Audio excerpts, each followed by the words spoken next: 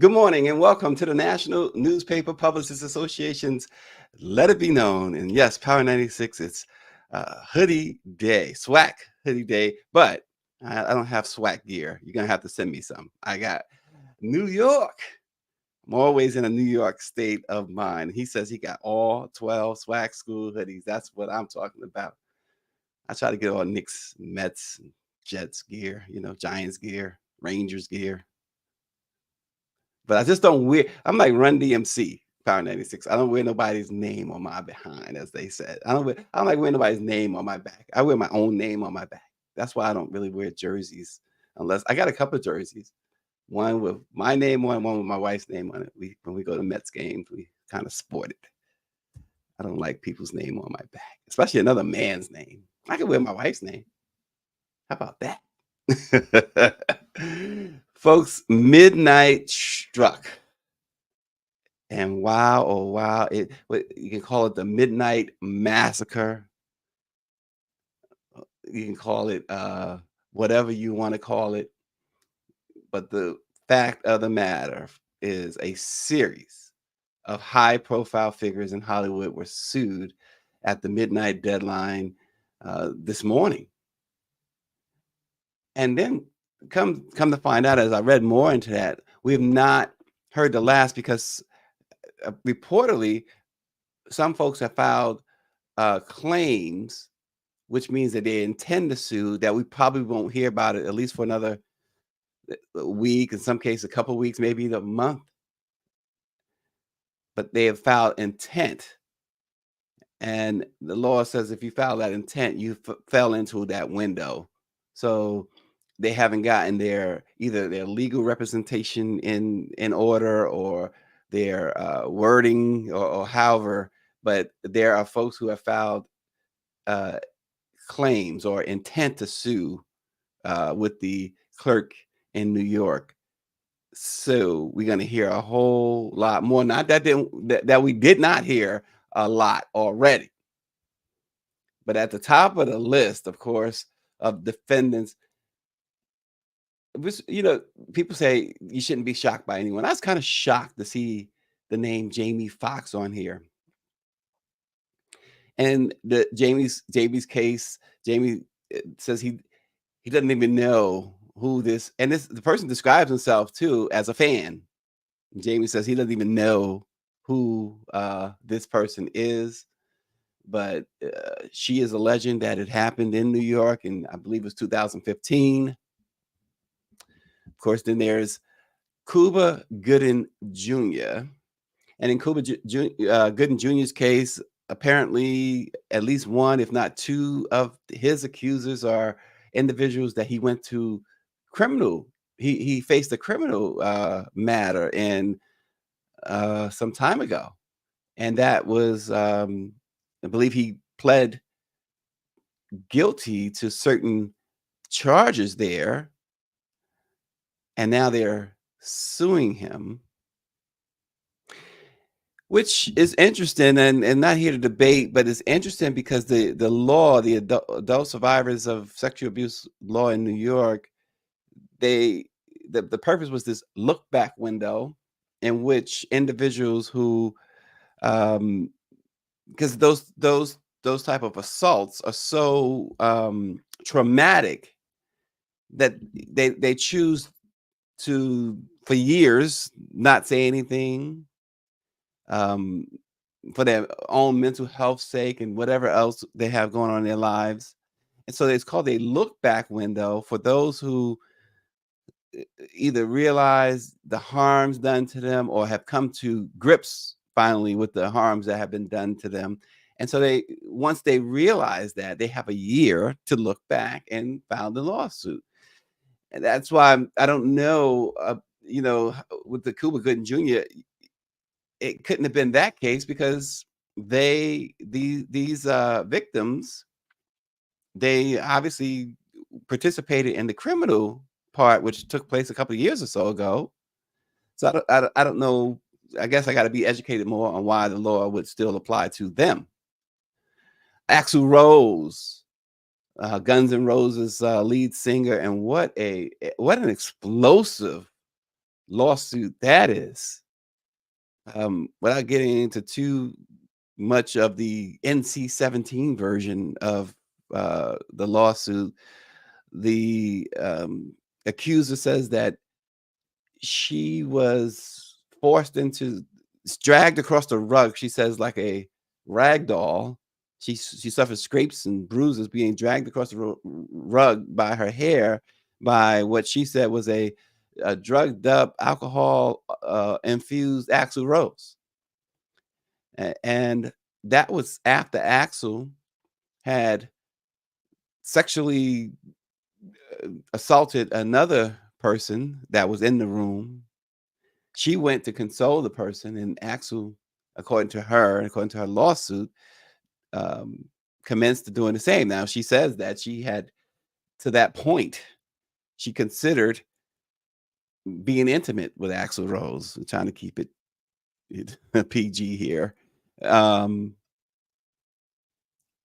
she also is an individual who lived with, by her own accounts, lived with Bob Guccione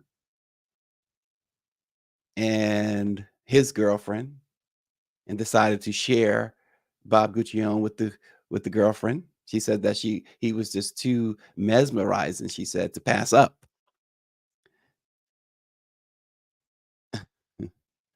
Power 96 says his name will never make that list, but who do you really believe? I need a drink of Hennessy after reading some of those allegations. Jimmy Iovine, the record producer. Of course, Bill Cosby was hit again. L.A. Reid, Steven Tyler, Grammy CEO Neil Portnoy, or Portnow,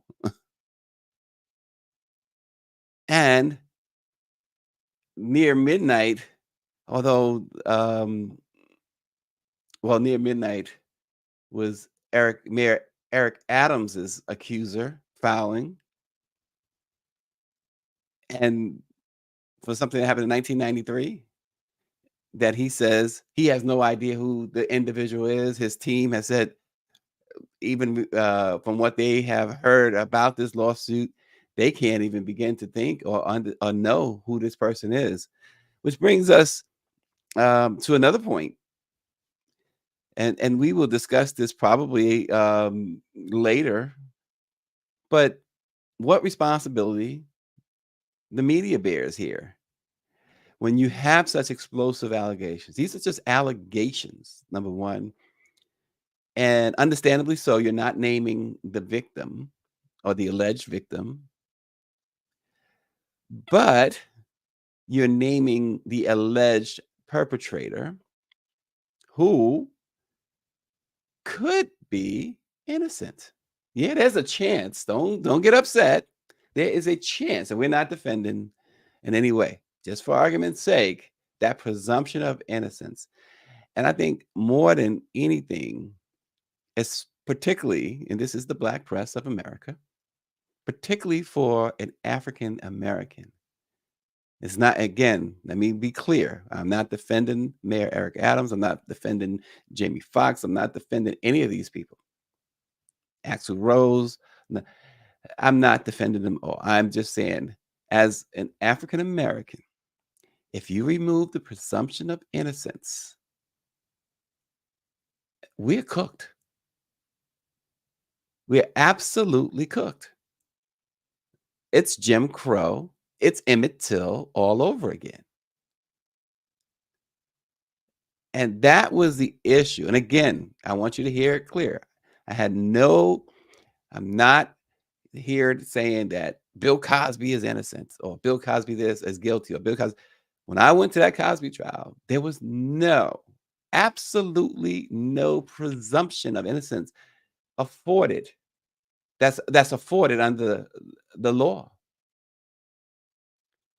And truth be told, same thing with Harvey Weinstein. And again, I'm not in any way saying that they are innocent. It's that presumption of innocence that the media used to protect, that we don't do that as a whole. As a media, we don't do that anymore. We go, wow, everybody, it's gotten so much worse. Of course, we can blame social media, we can blame the bloggers and the so-called citizen journalists, that want to be first has always been there. But there was this carefulness, because none of us wanted to be look like fools. None of us not only wanted to look like fools, but none of us wanted to get anything wrong. So though we did race to be first, we were careful. Plus, media landscape has changed so much. We don't have many people don't they many journalists, write, they don't have editors. And certainly many don't have copy editors. I used to get a call, the editor would edit my stories and it would be fine. It's ready for the next day, it's ready for print. 11 o'clock at night, get a call from the copy editor.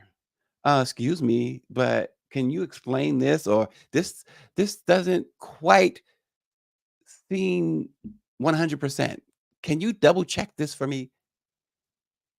Now it's just throw it out there. And with these lawsuits, folks, and yeah, we're talking about it, but with these lawsuits, we as a media, we have to be careful. We should be, but we're not. And it lends credibility to people like Donald Trump. Remember Donald Trump? We can't forget Donald Trump. Fake news, fake news, fake news, right? And it forces every error you make, you hear somebody now say, and whether you are Republican, Democrat, liberal, conservative, fake news, fake news. This idea of rushing out there. And so what I'm saying here, and David Youngblood says they should name the accuser. Well, I don't know that you have to do that either. I mean, Cassie Ventura, she put it out there. She put statements out and everything. So in that case, she didn't, it wasn't violating any of her privacy. But what I will say to David's comments is that, yeah, if you're going to name the accused, well, you got to name the accuser. You can't be Jane Doe. Oh, you can be. The law says you can be, right? But the media has to temper that and say, okay, we can't go run front page with this. We can't go run top news with this. We can't even run it, because what you're going to get from the accused is a denial, obviously. And in a lot of cases, strong denials, whether they're right or wrong, there is going to be strong denials. And we see it all the time. We see it all the time. These guys have issued strong denials. So, if we are being responsible, the truth is we put our pens and pads down, and unless that other individual, that accuser, wants to be named and wants to go on record, and if it's of public interest. Is Jamie Foxx allegedly assaulting a fan at a New York bar of public interest? Is Mayor Adams? Well, let me answer that from where I sit. No. Is Mayor Adams assaulting someone when he was a police officer of public interest? Yes, because he was in a position of authority. He was wearing the badge, and now he's mayor of New York City. And if the mayor must answer certain questions. The president must answer certain questions. The senator, the congressman, the city councilman, the school board member.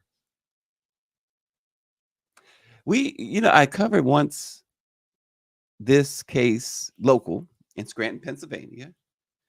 Um, the council member, good, seems like a really good guy, and for all accounts, was a good guy. Except he was also a school principal, and he had a secretary who he thought was hot, and he began having an affair with the secretary, which forced him to step down on city council. So you want to you hear this announcement? Why is this guy stepping down from city council all of a sudden? Which Democrats, it was, I believe, I could be off on the numbers, but I think it was six council persons. Four were Democrats and two were Republican, and the mayor was Democrat. So you tip the balance there of power. So as the city hall reporter at the time, I got to find out,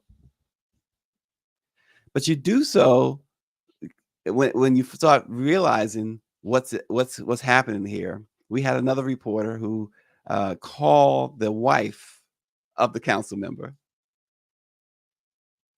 and said to the wife, "Did you know your husband was having an affair with such and such?" I was so, it was so cringe, and I remember the managing editor at the time, a guy, great news guy named Larry Beaupre, um, and his assistant, John Murphy, the assistant managing editor. They hit the roof. How could that? How could you do? First of all, we're not a gossip sheet, but to do that. So anyway, we find out he eventually divorced the wife and married the person he was cheating with. But nonetheless, that all became public knowledge, and it wasn't because we were digging for that, but it was a public interest. This stuff here, is it a public interest? Because guess what? Axl Rose fans are going to go see Axl Rose because this is not new. The behavior, I'm not saying that he's raped people before or whatever, but the behavior, the drugs, the alcohol, the behavior has always been there. The meaning of women has always been there, and nobody's protest, nobody's stopped seeing their shows. Same thing in the hip hop community. We had the ladies on the other day, and one of the things that I really wanted them to talk about in that segment, when they talked about how uh, hip hop, I wanted to be clear too, and I think they probably was clear that this doesn't just was not just hip hop, but rock and roll is the king of s- alleged sexual assault. I'll say alleged.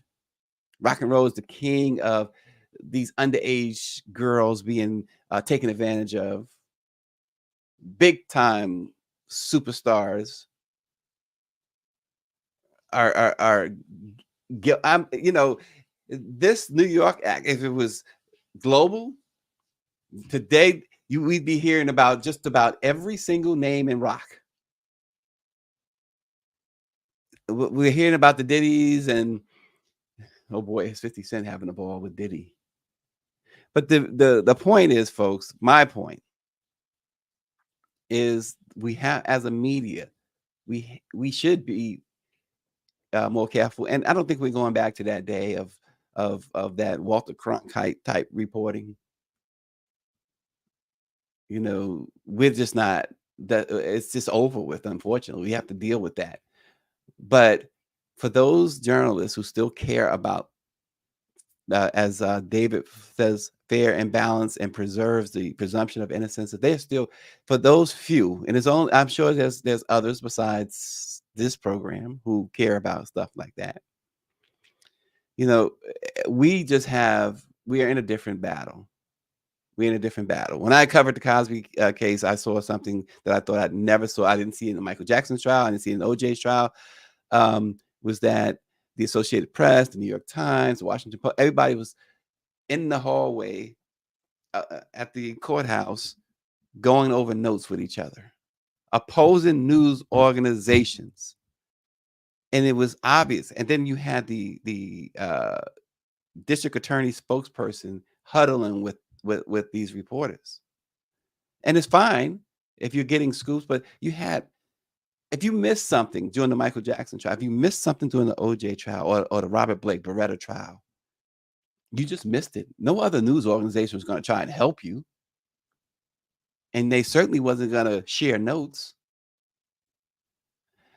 It's this is why again we have laid claim for almost 200 years to that trusted voice of the black community, the black press. So these accusers, they have a right. The law says they have a right to file these suits, but these accused have a right to defend themselves. And by the way, I didn't know I didn't know Jamie Foxx's real name was Eric Marlin Bishop. Didn't know that. This is a little fun fact there. But he's always Jamie Foxx, one of the most talented individuals, and I dare say in the history of Hollywood. But talent doesn't make you innocent. Dave Youngblood said, "Big band leaders, stars of film and stage, professors, preachers, presidents. This is not new. Professors, preachers, presidents, beans, greens, potatoes, you name it." That's right. He's right. He's right. He's absolutely right. And we'll hear a whole lot more about this, folks. We'll hear a whole lot more about this. As we said, some claims have been filed, and some intent to sue notices have been served. So we're gonna, so it's all in ahead of the deadline. So we'll be hearing about more and more cases. It's been reportedly, it's been at least 2,600 cases in the year that New York opened that law, and we all remember, or should remember, earlier this year, the twice impeached, 4 times indicted, 91 felony accounts awaiting you, former President Donald Trump was found liable or responsible by a civil jury in a rape case in which he was ordered to pay the writer E. Jean Carroll $5 million. So this didn't just begin with Cassie, right? It didn't begin with her. That's the New York law that expires. And yeah, and as Austin points out, a judge called Trump a rapist. How about that? So there you have it. So this again, my thing is let's be fair. Again, I am in no way arguing against not believing the women. I'm not arguing with that whole idea that we should believe the accuser. They put in there a lot of. I mean, look at. I'm gonna go back to Cassie again. Married, mother of 2. Apparently, by there's been no indications that she needs money.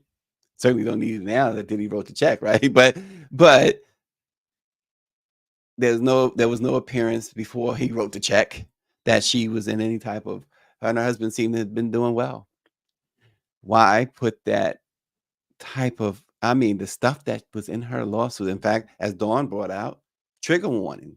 I'd never seen, I just like Dawn, I'd never seen a lawsuit that started with these big red lettering that said trigger warning. And it was, as Dawn said, very triggering. So we also don't want to, there are those on social media, there are those, perhaps those who even watch this program who says, oh, it's a money grab. We don't want to dismiss these things as just a money grab. I saw Andrew Wyatt just go scorched earth on social media, and I understand Andrew. He feels like his guy, he's been steadfast. He feels like his guy has gotten a raw deal. It was all the money grab. And in their case, you had that attorney Gloria Allred, who he calls Awful Red, behind all of that. So some people, when you see that name, that this is going to be about money. At least for her, if not her clients. But this is not all about a money grab.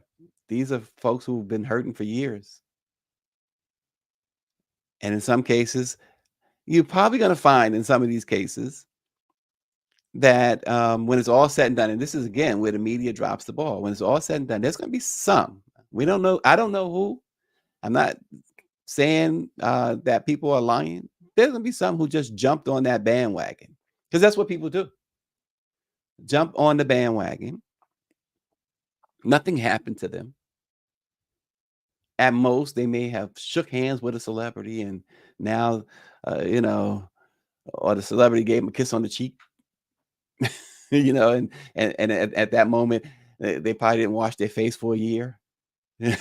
Taking a picture of the kiss and all that stuff, and because there's all that idol worship that goes on,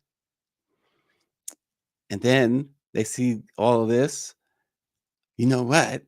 Such and such assaulted me. I didn't tell him he could kiss me.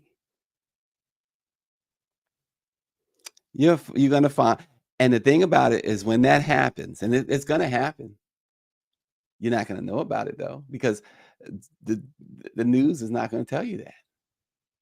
It's just gonna go away like it never happened. That's where we fail as well, because if somebody proves to be making something like this up, they need to be outed. They need to be arrested and charged. But we don't even get to that.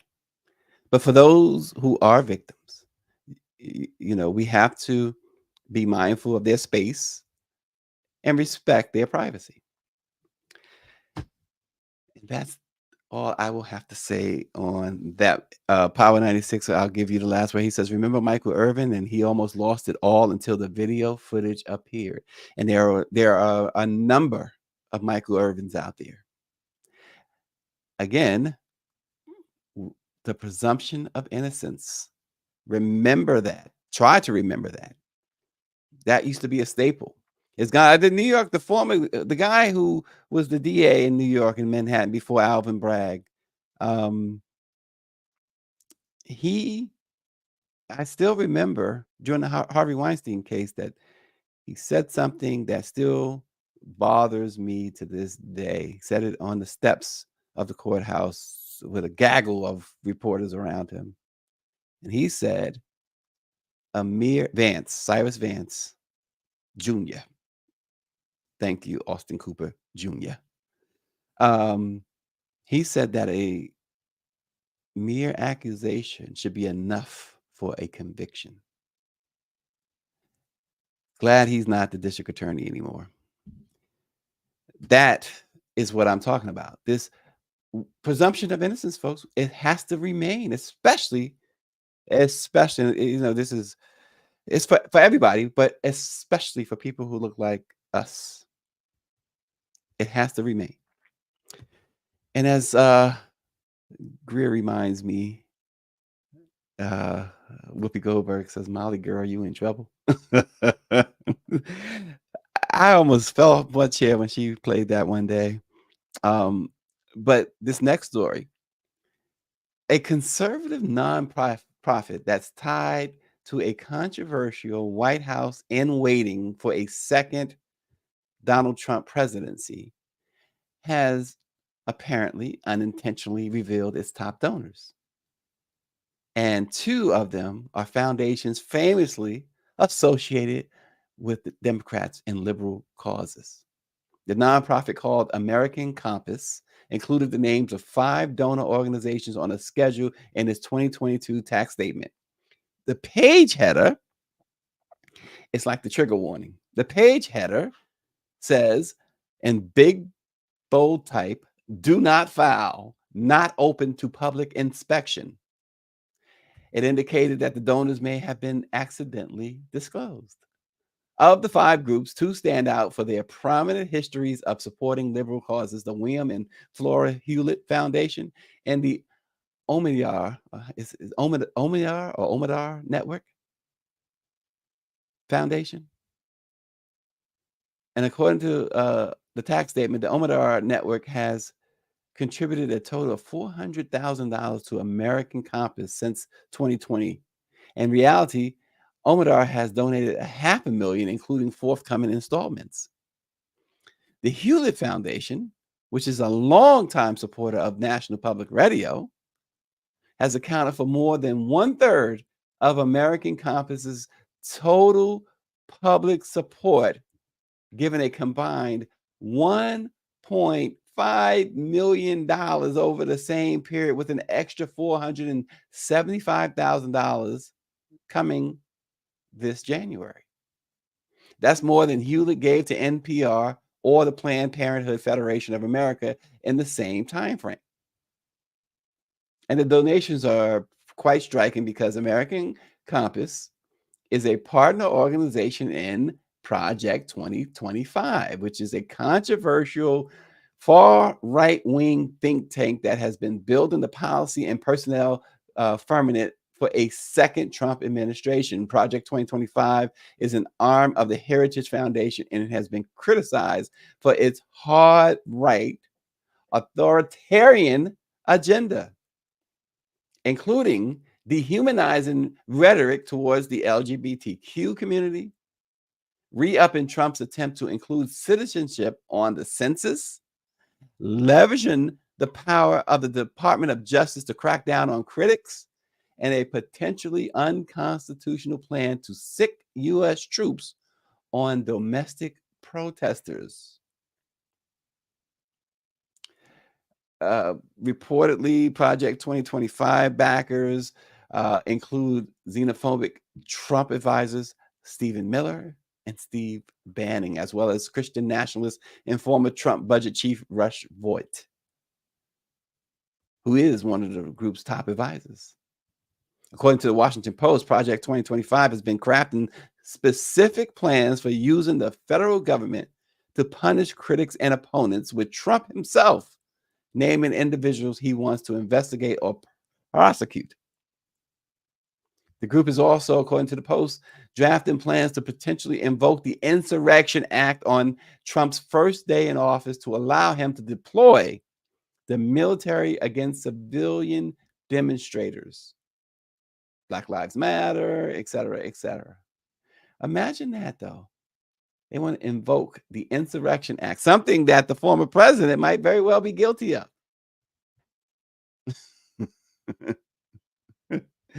it you know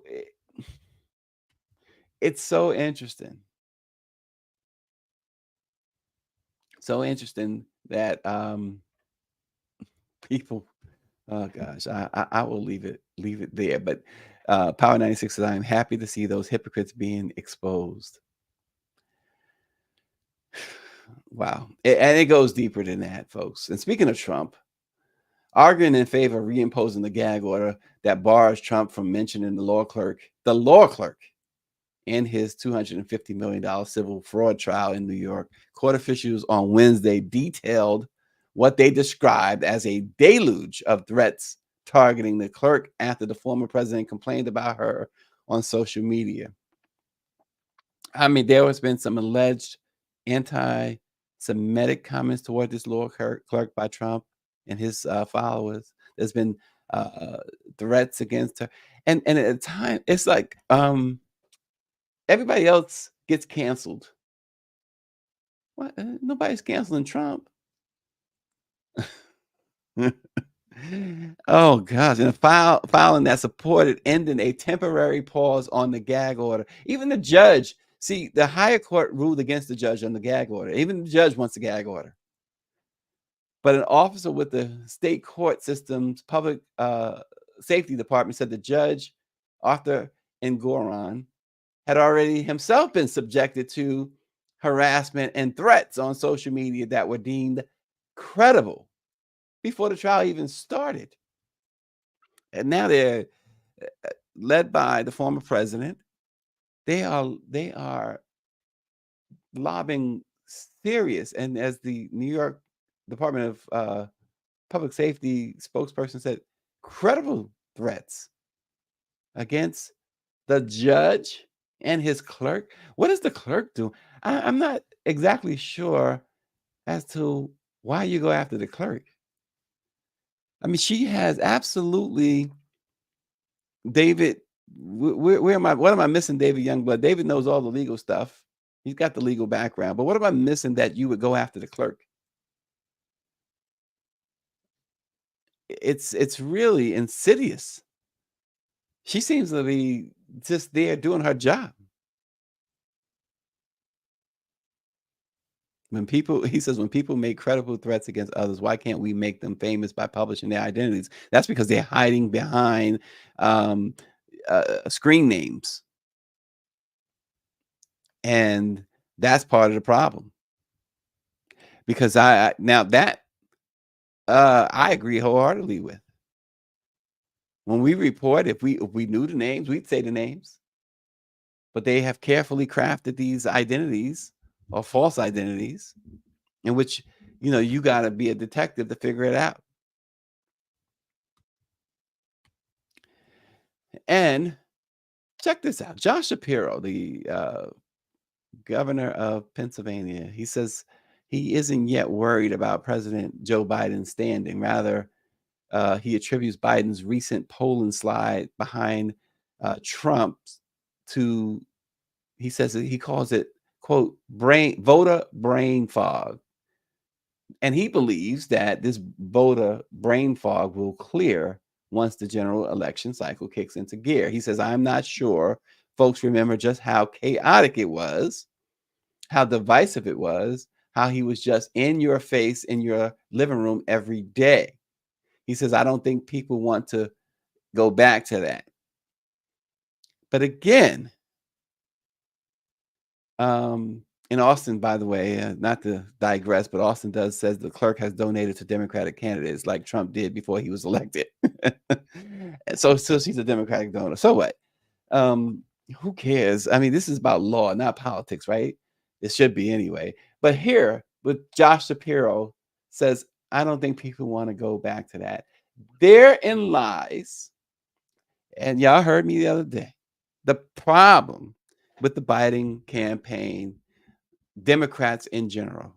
One word: messaging. So I wrote a story on in the black press. One of the first newspapers to pick it up was the San Diego Voice and Viewpoint, Dr. John Warren's paper out there on the left coast. And it was about the fact that Biden's campaign has yet to do any meaningful, if any, advertising. One publisher told me the other night, a member of the NMPA board, that no, he hasn't done. The Democrats haven't done any advertising with NMPA yet, with the Black Press of America. She is running. I'm sure she.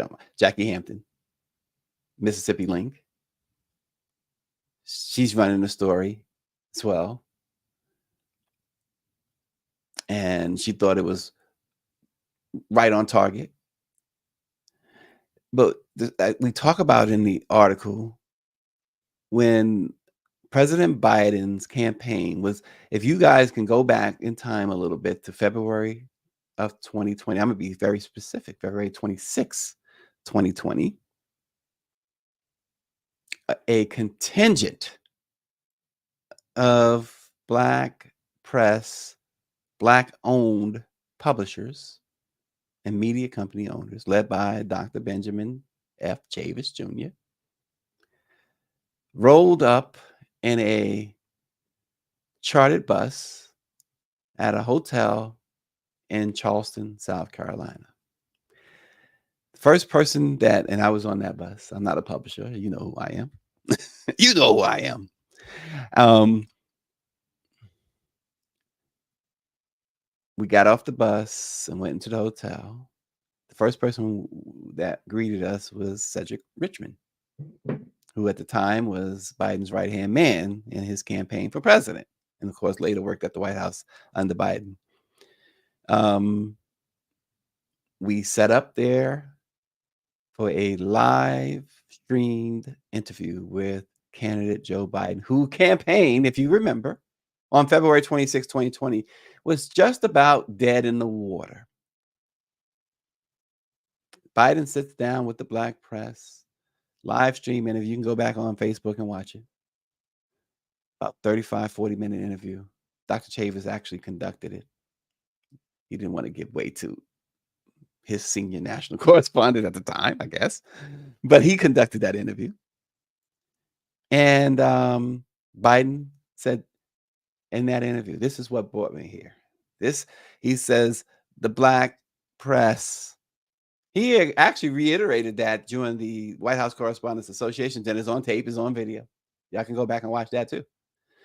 But he talked about how he grew up around black people, et cetera, et cetera.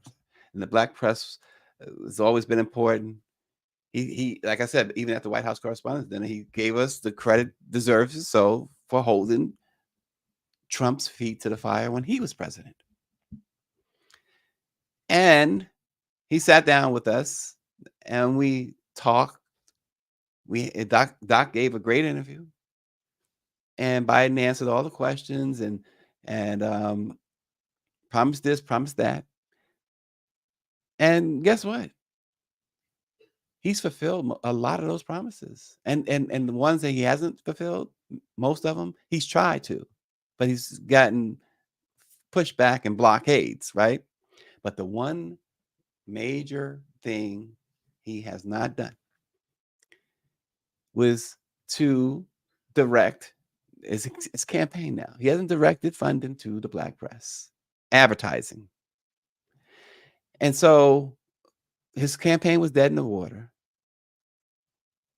He does the interview with us.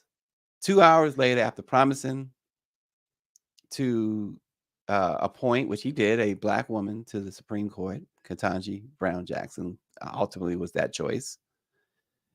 He does that, and then he gets the endorsement of the kingmaker himself, James Clyburn. That was the watershed day for the Biden campaign, the Biden-Harris campaign. At that point, it wasn't Biden-Harris, right? Because he didn't pick her until December, right? If I'm at the convention. But the Biden campaign, which was about to fold up its tents and go home, the Biden campaign all of a sudden rode that wave all the way to the White House. Now, whether you choose to believe polls or not, I know that you can't trust polls, but he is so buried. Even Nikki Haley in some polls has a 10-point advantage over Trump. Over Biden. Heck, he's going neck and neck with a guy who they say is as crazy as all outdoors, Robert F. Kennedy Jr. He could hardly shake him. And as I put in the article, to his credit, he is running a video ad on Byron Allen's The Griot.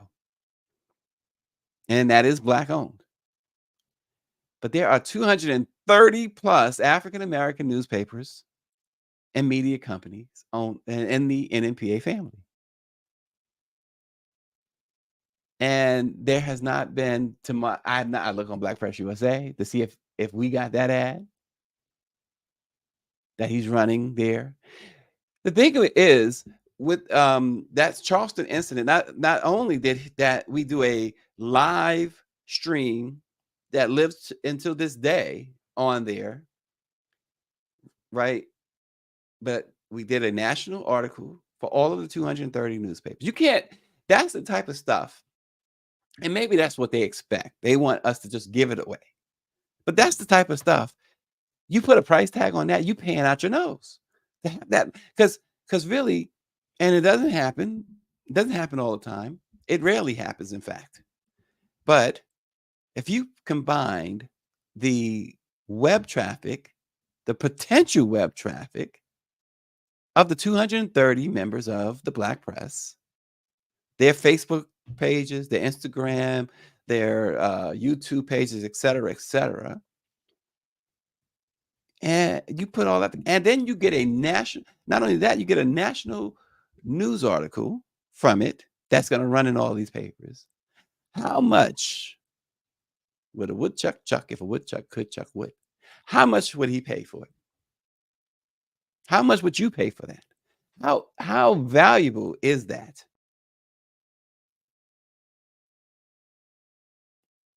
Austin says the Biden campaign was DOA, and Clyburn and the black press resuscitated his campaign. Why is the White House and the DNC afraid to promote Biden's successes in our communities?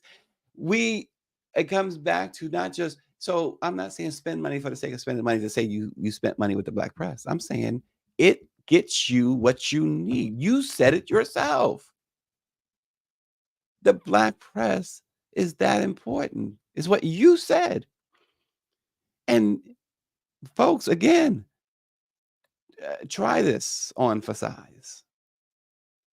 And you certainly, yeah, Byron Allen is a multi-billionaire, and what he's building over there at the Griot is fantastic, but it's not that traditional black press. You get a bang over there, sure. I'm not in any way. I mean, you got April over there, you got folks over there, Mark Lamont Hill over there, but black folks, I'm gonna say it like this, and I'm gonna get pushed back and I'm gonna get slandered for it. Authentic black folks can look to the black press. Byron Allen is not a part of that. And I'm not saying you shouldn't. I would take out ads with Byron Allen's stuff, because Byron Allen knows how to reach people too. But we can reach, like I said, when you combine all of it, you got over 30 million, mostly black folks, that you can reach through us. 30 million. It's not an exaggeration. We always talk about the potential reach or the reach. 30 million plus is the reach or potential reach of the black press. Jamie Harrison, he was at our NMPA Leadership Awards. We interviewed him on the red carpet, Misha Green, and myself. Jamie Harrison said, absolutely, we're going to be dealing with the black press, talking about as far as advertising and stuff like that. It's on the red carpet, it's on the video. Here we are, almost in December, less than a year from the election. The time to have started should have been months and months ago. But, the phone call should be into the main office. Our either Ron Burke or even our executive administrator should be getting a phone call now from the Biden campaign. Right now, saying, let's do business. You're the black press. We can't win this without black folks. We'll leave it at that, folks. 96 says the black people around Biden are afraid to tell his campaign manager to deal with the black press. That might be true. However, Biden himself continued, not just in that interview, like I said, but even early this year at the correspondence dinner, continued to say and I put that in the story. He says what brung him. I wrote what brought, and so I misquoted him. He said brung, not brought. But I said what brought him to the dance. This is what he said. This is what brought me to the dance. This is what brung me to the dance. So he should be aware of that. Jamie Harrison should be aware of that. You can't, it's this thing.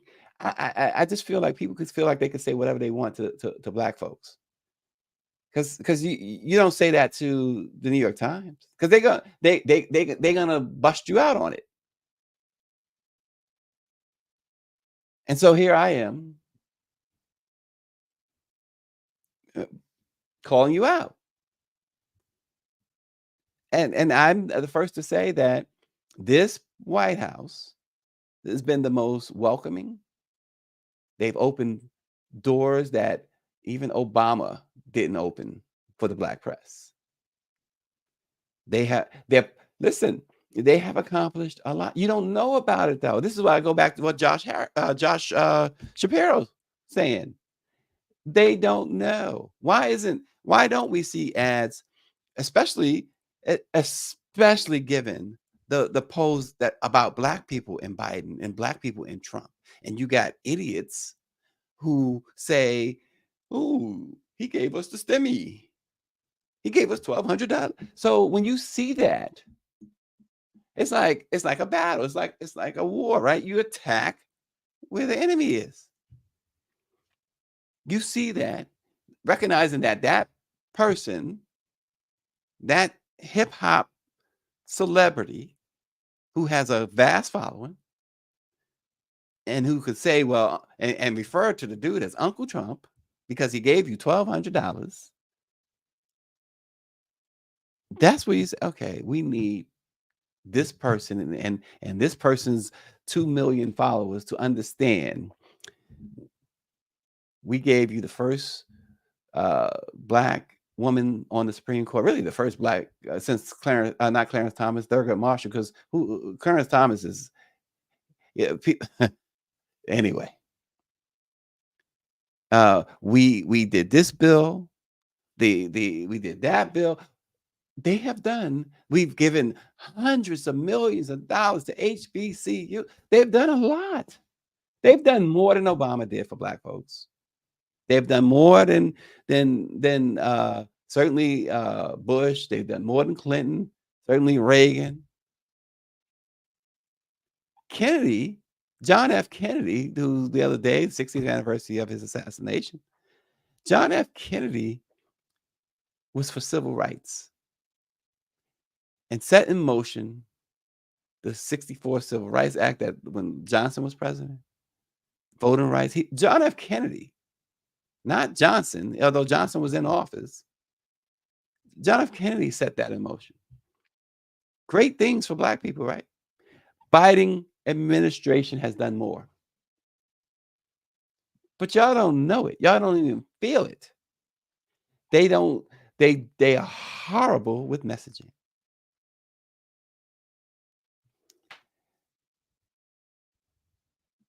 Moving on. And man who won the check this out. Power 96, check this out. The guy who won the lottery is suing his baby mama. Power 96 says the DNC is waiting too long. The misinformation that's my point.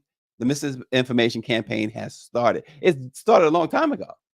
The GOP, he says, has enlisted several so-called black conservatives to spew wrong information to black people. Thus, my argument about why are you shunning the black press like this? Right, Austin. Only 2 blacks have served on the court. Thurgood Marshall and Ketanji Brown Jackson. Exactly. But Power 96, this guy is suing his baby mama. How you sue your baby mama? He won $1.35 billion in the Mega Millions jackpot this year. And his complaint is that she violated a non-disclosure agreement about his winnings. He's suing her for $100,000. This is hilarious. And so the man, he won the jackpot this year, right? Purchasing a lottery ticket at a gas station in Lebanon, Maine. He sued in U.S. District Court in Portland with a complaint that she violated the NDA by directly, this is a quote from the lawsuit, directly or indirectly disclosing protected subject matter about his winnings. The court papers say that the defendant in the case disclosed the information to his father and stepmother. She wasn't supposed to do that. So he's suing her for 100 grand. He got $1 billion in the bank. Both the winner and the defendant in the case they only identified by pseudonyms because Maine allows lottery winners to withhold their identity. Other states don't allow for that, but Maine does. And so he got her to sign this non-disclosure agreement saying that she wouldn't reveal it to anybody. And that included apparently his parents. The lawsuit states that he wants 100 grand, folks. The lawyers, Power 96 is the lawyer is the only person that will get paid. Exactly. His baby mama doesn't have $100,000. I'm sure she's got a lot in child support, right? At least. I mean, the guy got $1 billion. I'm sure their non-disclosure agreement called for you know, gotta call for six figures a month. I mean, if she's if she, if she's smart, if she's like a hustler, she knows the game. It's like unbelievable. I found it to be so hilarious. You ever go Power 96, Austin? You ever look at the smokinggun.com? Years ago, I used to look at that a lot. And they said, I think they even had a smoking gun little TV show too at one point. The smoking gun is still exists, and these type of cases you find on the smoking gun. It's like he's suing his baby mama. Woo. All right. And finally, this morning, folks, you know what today is? It's Black Friday. But here's the problem with Black Friday. Black business owners say that they hope shoppers don't forget about them. You remember the hashtag Buy Black movement of 2020? Well, Black business owners says support has dwindled big time, leaving Black-owned entrepreneurs struggling to keep the momentum going. In June of 2020, Canadian fashion designer and activist Aurora James reasoned on social media that Black people represent 15% of the American population, and we need to represent 15% of retailers. Shelf space is what Aurora said. Well, companies followed her suggestion, bringing Black-owned brands into their stores and inviting collaborations at unprecedented rates. But as so-called Black Friday arrived today, sales and promotions for the holidays everywhere, Black entrepreneurs said that they hardly feel the support of 2020. In fact, they say they feel abandoned. As the calls to support Black businesses faded during the pandemic, so did the number of customers, creating a struggle for many Black business owners. In 2020, as an example of the fluctuation, Groupon searches for Black-owned increased nearly 400%, which, of course, was a testament to the force of the hashtag Buy Black campaign. But just a few months later, when the catchphrase faded, so did searches, and unfortunately, so did revenue. And I know, and people say, why you always mention Power 96? Because Power 96 be talking all that stuff. He says, I only buy from Black businesses, and today a lot of HBCU gear is 50% off. This is a HBCU dude. I think when Power 96 was in the military, on the front lines, he saw the enemy as anti-HBCU. And that's how he was able to come away victorious. You can't mess with Power 96 and HBCUs, folks. Learn that lesson now before it's too late. I wonder, did you get your flip phone from doing Buy Black Friday or whatever? I don't know. It is always a pleasure to talk with you guys and bring you the headlines in the morning. We have some things in store for you soon. Stay tuned. We have some real big stuff coming up for this program and more. Thanks for watching.